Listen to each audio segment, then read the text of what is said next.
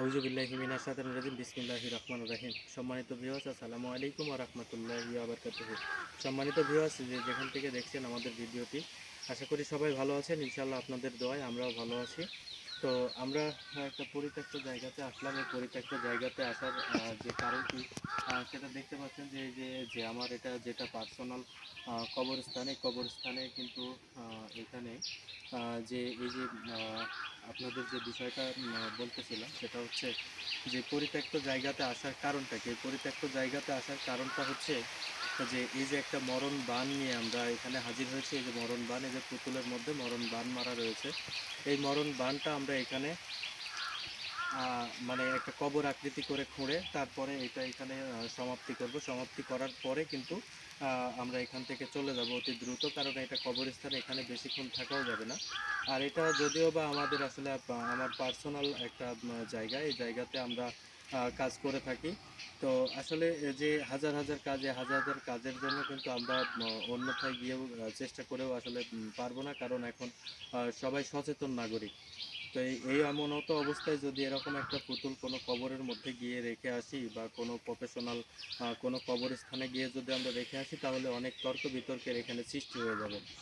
আর এই পুতুলটি যদি কোনো আসলে আলেম সমাজের হাতে পড়ে, তাহলে তারা বুঝে যাবে যে এখানে একটা মরণ বান মারা আছে, কারণ এখানে নাম আছে, সকল কিছু আছে, এখানে তারা জেনে যাবে। তো জানাজানি হবার বিষয়টা আমরা গোপনীয়তা রেখে আমরা নিজের স্থানে, কবরস্থানে নিজেরাই এসে কিন্তু এগুলো করতেছি। আর এই মরণ বানটা যাকে মারতেছি, সেই ব্যক্তি একজন মহিলা ব্যক্তি। সে আসলে তার স্বামীকে আসলে ফাঁকি দিয়েছেন। দীর্ঘ ৯ বছর প্রবাসে থাকেন। প্রবাসে থাকার পরে যে সকল টাকা পয়সা হয়, সকল টাকা পয়সা তার স্ত্রীকে দেওয়া হয়। ওই স্ত্রী কিন্তু আসলে তাকে অ্যাভয়েড করে সেই টাকা পয়সা আত্মসাৎ করে তার বাপের বাড়ি চলে যায়। আর সেই স্ত্রীকে মারতেছি। এই আসলে বিষয়টা কোন স্ত্রীকে মারতেছি, ভিডিওগুলো দেখলে আপনারা বুঝতে পারবেন। সকল ভিডিও চ্যানেলে যদি দেখে থাকেন তাহলে বুঝতে পারবেন। তো এমনত অবস্থায় আমরা এখন চলে আসছি এখানে। এখন সরাসরি আমরা এটা কবরস্থ করব।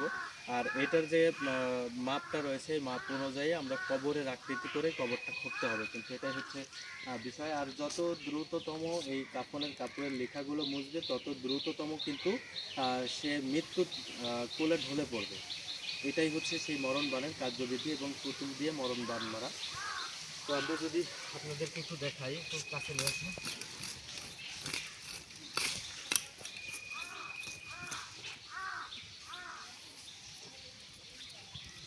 এইভাবে আসলে খুঁড়তে হবে।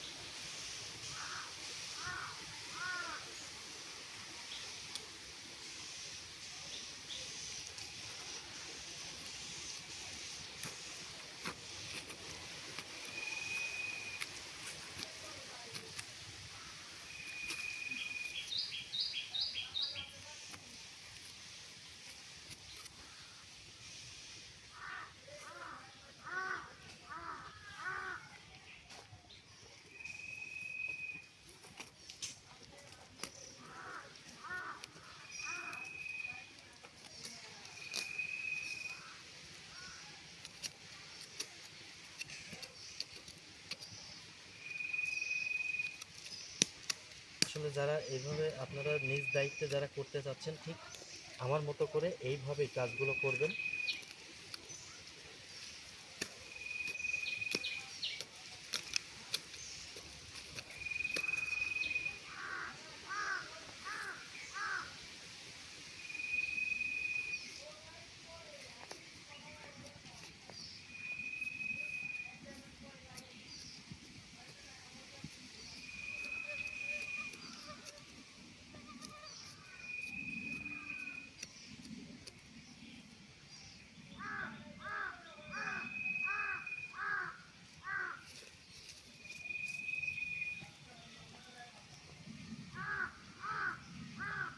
এই যে দেখুন যে আমরা কিভাবে যেভাবে কবরের আকৃতি করা হয় ঠিক সেভাবে কবরের আকৃতি করেছি। তো এমনও তো অবস্থায় এখন যে বিধিটা থাকবে সেটা হচ্ছে যে এই যে কবর খোঁড়া হয়ে গেছে, ঠিক আছে, এই কবর খোঁড়া হয়ে গেছে। এখন এই পুতুলটা শুধু এই মাপে আপনারা দিয়ে দিবেন। আপনারা দিয়ে আমি যে মাপে দিয়েছি এই মাপে দেবেন, দিয়ে শুধু মাটিটা এখন চাপা দিয়ে জাস্ট আপনারা চলে আসবেন, আর কোনো কাজ নেই। বাদ বাকিটা সেটা পরে দিতে হবে ইনশাল্লাহ, ঠিক আছে। তো আসলে সবার উদ্দেশ্যে ভিডিওটা করা, যারা নিজে হাতে কাজ করতে চাচ্ছেন তারা কিন্তু এইভাবেই করবেন, কোনো রকম ব্যতিক্রম কোনো কিছু করবেন না ইনশাল্লাহ। তো সবাই ভালো থাকেন, আসসালামু আলাইকুম ওয়া রাহমাতুল্লাহ।